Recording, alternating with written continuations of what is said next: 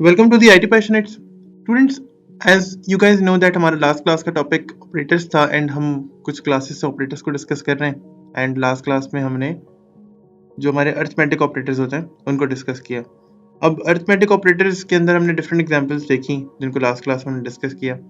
आज की क्लास में हम कंपैरिजन ऑपरेटर्स को देखेंगे एंड अगेन कंपैरिजन ऑपरेटर्स को बेसिकली डेमोन्स्ट्रेट करके देखेंगे किस तरह से यूज होते हैं। So let's go to Visual studio.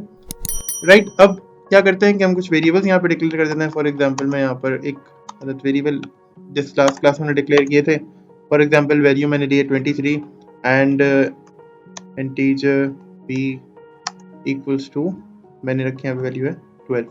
So now मैं बहुत बेसिक और बहुत आसान क्लास होने वाली है, बहुत ईजी क्लास होने वाली है। फॉर एग्जांपल मैं चेक कर रहा हूँ कि कंपैरिजन मुझे करना है ए और बी का आपस में, एंड मैं सबसे पहले ग्रेटर देन का ऑपरेटर यूज करता हूँ एंड लेट्स सी अब क्या है, क्या ए ग्रेटर देन है बी से? नहीं है ऐसा? Yes, 23 is greater than 12, so A is set to be greater than B और ये बात करेक्ट होगी। तो अगर हम इस प्रोग्राम को लेट्स से एग्जीक्यूट करें control S and then control F5, let's see.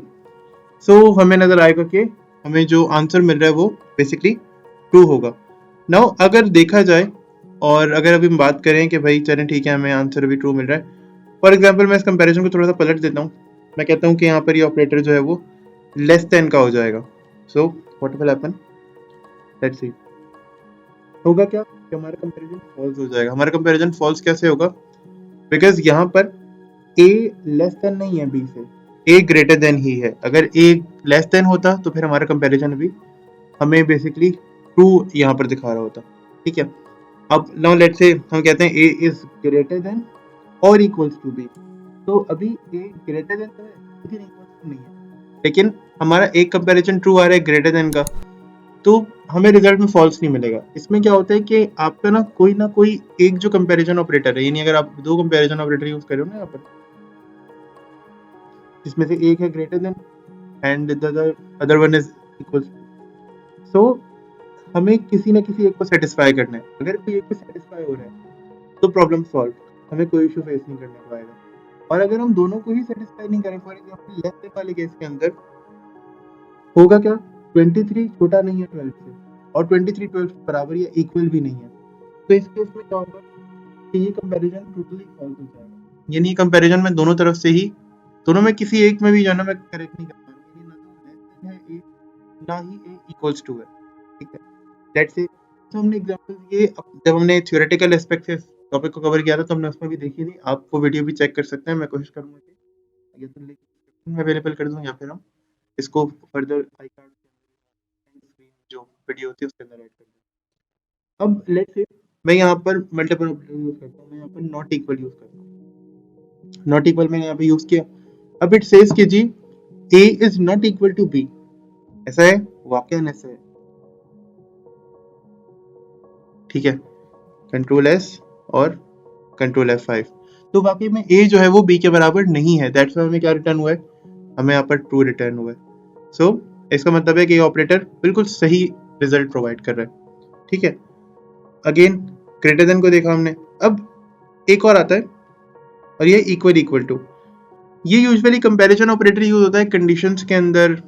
अब जब हमें फॉर एग्जांपल अगर मैं बात करूं, थोड़ा सा एडवांस टॉपिक है बट अगर मैं जस्ट ऐसी एक ओवरव्यू के लिए बात करूं, हम लॉगिन की फंक्शनैलिटी बना रहे होते हैं जब डेटाबेस के साथ, तो क्या करते हैं हम चेक करते हैं कि भाई अगर तो जो यूजर ने डाटा प्रोवाइड किया है वो डाटा और जो डाटा मेरी डेटाबेस में है, अगर तो वो आपस में इक्वेट कर रहा है, बराबर है आपस में, यानी सेम होना चाहिए। मैं बिकॉज चेक करता हूँ ना कि यूजर का प्रोवाइड किया हुआ यूजर नेम और जो डेटाबेस में यूजर नेम मौजूद है वो सेम होना चाहिए। तो उस वक्त हम क्या कर रहे होते हैं, ये इक्वल इक्वल टू यूज कर रहे होते हैं। ये बहुत बेसिक अगेन लेवल की बात कर रहा हूँ। अक्सर तो हम इक्वल की प्रॉपर्टी या इक्वल का मेथड भी यूज कर सकते हैं, या इस तरह के मेथड्स डिफरेंट होते हैं जो कि हमें इस तरह की भी फंक्शनैलिटी प्रोवाइड कर रहे होते हैं। But again for the time being हम इक्वल इक्वल टू को यूज किया करेंगे। अच्छा, मैं अगर इसको थोड़ा सा चेंज करूँ ना, मैं यहाँ पर कहता हूँ कि A is not equal to B, और इस पूरे स्टफ को ना मैं एक मजीद ब्रैकेट के अंदर रख दूं और यहाँ पर मैं एक ब्लॉक बेसिकली बना दूं छोटा सा। अब मैंने कहा not A is not equal to B, यानी A is not equal to B A B के बराबर नहीं है।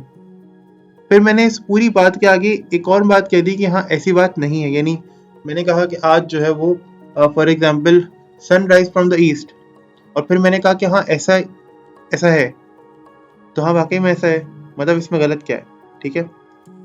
या फिर मैंने कहा कि आज जो है वो मैंने फॉर एग्जाम्पल आज मेरे पास फ्रूट नहीं है, ठीक है, और फिर मैंने कहा कि नहीं ऐसी बात नहीं है, तो मैंने खुद ही कहा कि आज मेरे पास फ्रूट्स नहीं है, ये ट्रू था, मेरे पास वाकई फ्रूट्स नहीं थे। एंड देन अगेन मैंने उसके साथ एक और नहीं का सेंटेंस लगा दिया, नहीं की बात कर दी, एक और क्लॉज लगा दिया कि ऐसा नहीं है, तो इसका मतलब क्या होगा कि मेरे पास आज फ्रूट्स नहीं है। लेकिन इस बात को नेगेट करने का मतलब क्या होगा कि मेरे पास आज फ्रूट्स हैं, ठीक है। यानी अगर मैं इस बात को, मैं अगेन शायद अपनी बात सही समझा नहीं पा रहा हूँ, अगर मैं इस बात को और करके लिखूँ ना, ठीक है, मैं अगर इस बात यहाँ पे कमेंट करूँ एंड अगेन मैं इसको और कह दूं, तो बनेगा क्या, यहाँ पर बनेगा a is equal to B, यानी या तो आप ये लिख दो या फिर आप ये और के राइट साइड वाला लिख दो, कोई भी एक ना इसमें से करेक्ट है, कोई भी एक करेक्ट है और इसमें कोई प्रॉब्लम नहीं आएगी। इवन आप यहाँ पर ऑपरेटर्स यूज कर लो, हमने एंड और की बात नहीं की थी, अगेन अभी मैं क्लास में यूज कर रहा हूँ बट मुझे करने नहीं चाहिए, बट आप इसे ये देखो, मुझे ट्रू रिटर्न होगा। कैसे सर, आप तो ऐसे ही कहते हैं, मुझे फॉल्स रिटर्न हो रहा है, क्यों? क्योंकि मैंने कहा कि ए और बी बराबर नहीं है, ये लिखा हुआ है, और फिर मैंने इसको होल ब्रैकेट के अंदर लिख दिया और मैंने कहा ऐसा नहीं है। इसका मतलब है मैं बात ये कहना चाह रहा हूँ कि भाई ए और बी बराबर हैं, लेकिन मैंने बात को पलट के करने की कोशिश की है, ऐसे की कि किसी को समझ में ना आए, और यहाँ पर मैंने यही बात बिल्कुल सीधी सीधी कर दी है। तो ए और बी तो बराबर हैं, क्या ऐसा है? नहीं, ऐसा नहीं है, ये दोनों इक्वल टू नहीं है, आपस में एक दूसरे के बराबर नहीं है, तो ये वाली स्टेटमेंट भी फॉल्स हो गई। और क्योंकि ये वाली स्टेटमेंट भी फॉल्स हो गई इस नॉट वाले साइन की वजह से, तो मेरा और ऑपरेटर भी मुझे ट्रू रिटर्न नहीं कर पाया, ठीक है। लेकिन ये बहुत कम होता है, ये सारी जो सिचुएशंस आती हैं बहुत कम आती हैं, तो हमने अवॉइड करना है इस तरह की किसी भी मामले को। हम ऐसा कर सकते हैं, लाइक आप normal not equal to use कर लो या आप इक्वल टू यूज कर लो, that's perfectly all right, but again आप इसको डिफिकल्ट करके ना लिखो, बिकॉज चलो आपने आज ये कर लिया, कल को कोई अगर डेवलपर कोई भी आपकी जगह आपको रिप्लेस करके आता है तो प्रॉब्लम होगी कोड पढ़ने में, और आपको भी अगर अपना कोड ही आप काफ़ी टाइम बाद देखोगे तो आप भी प्रॉब्लम में आ सकते हैं। ओके, तो that is it for today's class. हम कंपैरिजन ऑपरेटर्स को आज डिस्कस कर रहे थे, अगर इसमें कोई बात नहीं समझ में आई हो तो कमेंट्स करके पूछ सकते हैं, and again subscribe to the IT Passionates and share this video with your friends and families, and keep exploring and keep learning. Thank you very much.